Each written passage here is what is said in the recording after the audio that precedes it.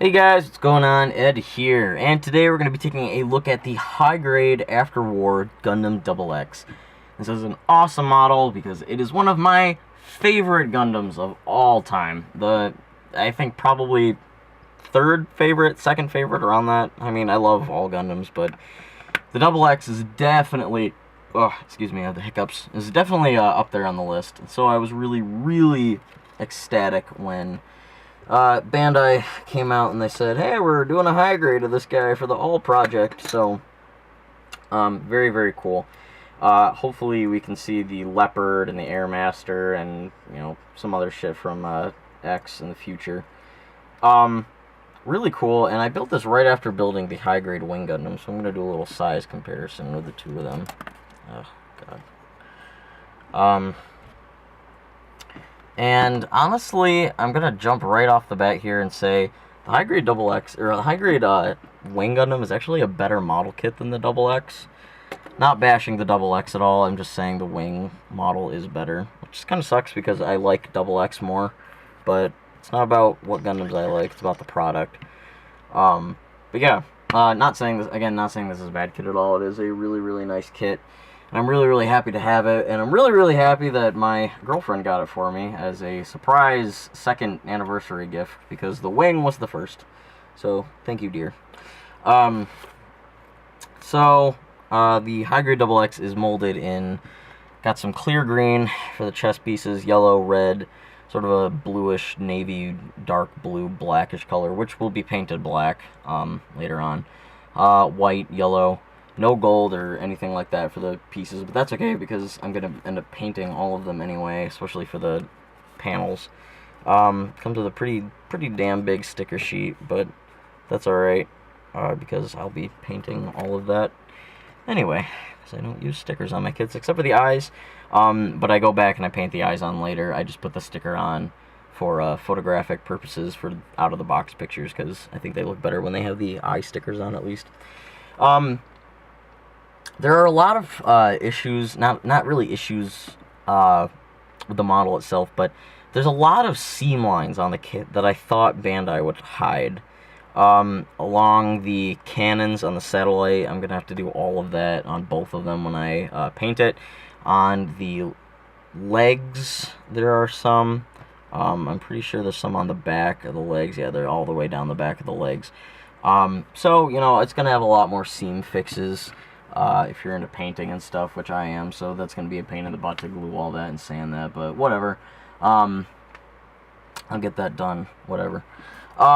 So the articulation is pretty good. I'm pretty sure the head has the same poly cap that the Wing did, so I don't think it can move up as tall as the Wing, but that's okay. So the shoulders are on ball joints here. And I kind of wish they weren't designed the way they were, because there's sort of a pose I like to do with my Gundams sometimes that are like, I just really like making them stand dramatically, I guess. And it's usually involving putting the shoulders up pretty damn high. But since the way the white is molded in and the way the ball joint connects to the shoulders, if I put them up high, the arm's going to stick out all awkward like that. So, whatever. I guess I can't really do that with this guy. Sorry, I'm kind of moving around trying to get comfortable. So yeah, double ball jointed elbows, which is really cool. Ball jointed hands, which is nice. I'm gonna go over all of the panels and stuff for the satellite in a bit. So zoom out a little bit, because I just figure I'll go over all that at once. Front skirts are molded together, but you can cut them in half to make them separate ball joints, which is really nice. Side skirts are just like the wings, on the fact that they are on little, like, hinge rotating joint polycap things instead of the stupid little ball ones that you plug in, which I like a lot better. The legs can go up pretty damn high. Can do some nice kicks with them, I guess. Can do splits. Oh yeah, there are two ball joints in the chest, which you should take heed of, because you can kind of pose him better when you have those. Double knee and foot bends down. There's a ball joint in the side right here, and so, you know, they move around a bit, and that's really it. Back skirt's all fixated.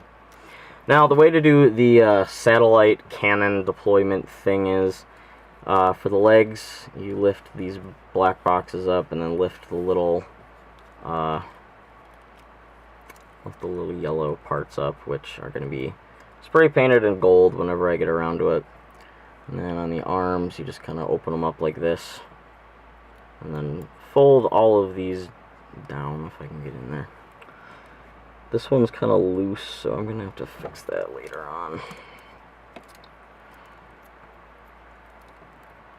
They look a little awkward to me. I don't know why, but they just do, the arm ones.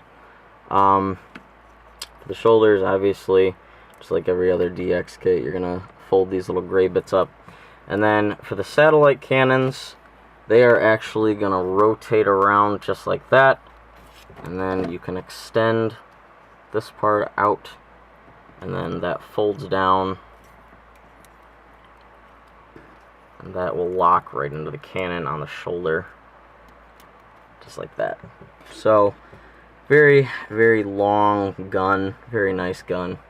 I'll do the other side really quick.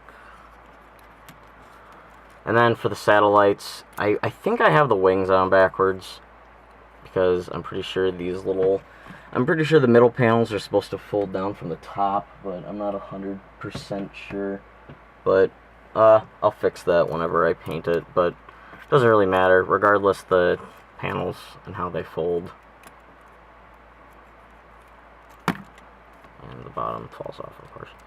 Voila! So you have it in his little shooting mode thing, which is very nice. A lot better than the I think he pulls that pose, or not the pose, but the whole double cannon shooting gimmick mechanism thing better than the other versions of the different models that they've made of the Double X. Personally, I thought the 1/100 scale was awesome. It was one of my favorite kits. And Henry sent me one a little while ago that I probably should get around to painting at some point.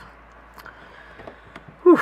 So, now then, on to his accessories. Comes with 2 clear green beam sabers, which are really cool because they're not just beam sabers, they're actual, you know, beam effect part things. And like anyone knows, the DX, the little beam sabers are on the side skirts, and to put them in the hand, you're going to have to separate them, which is just something that we will never get around because that's how the beam sabers for the Double X works. And then plug them in, and you can just pop a beam saber in, and bam. It's got that huge green beam, which is one of my favorite parts about the Double X Gundam, is that beam effect part. Very, very cool. The shield is pretty small, unique to the Double X, and there's a little tab in the bluish grayish black part here that you can just tab that into the arm with, which makes it really awkward if you want to deploy the satellite cannons in while he's holding the shield, because it'll make the shield tilt down and it'll just look really, really weird. And last but not least, we have his gun, which is really lame that they didn't make a black part for it, but oh well, there's a sticker and I'll be painting it. What's really nice is they actually included a little trigger hand for it, so you can actually have a trigger hand instead of just an open hand holding it. I thought it was just going to be an open hand to hold the gun, but thankfully Bandai actually gave us a little trigger finger. So it comes with 3 fists in total. So that's about all I have to say on the high grade Double X. I'm gonna give it a 9 out of 10. It's still a damn fun kit. Really fun to build. And I'm sure it'll be really, really fun to paint and decal too whenever I get around to it. Just really, really awesome. It's a fun thing to snap, and it's really good. It really looks good just standing there, but it can pull off some really nice poses. If you want to check the links below, I'll have a link to show off a couple of unpainted shots of this guy on my blog or something. I don't know really where. Just a couple unpainted shots of him and some action poses that I couldn't do in the video, but it does look really, really nice when you pose it right. And again, I'm sure once it's painted, I'll like it a lot more. I usually do with models. So, that's about it, guys. Hope you like this review. Thanks again to my awesome girlfriend for getting me this model. And, yeah, that's about it. So make sure to check down in the link for some better pictures of this guy, unpainted. And hopefully my next video will be on this guy once I complete him. He's almost done. I just have to do the hands and the weapons and the funnels, and that's it. So hopefully I'll get that finished up and I can paint this or the 9 other projects I have going on. Alright, guys. I'm gonna go. Bye-bye.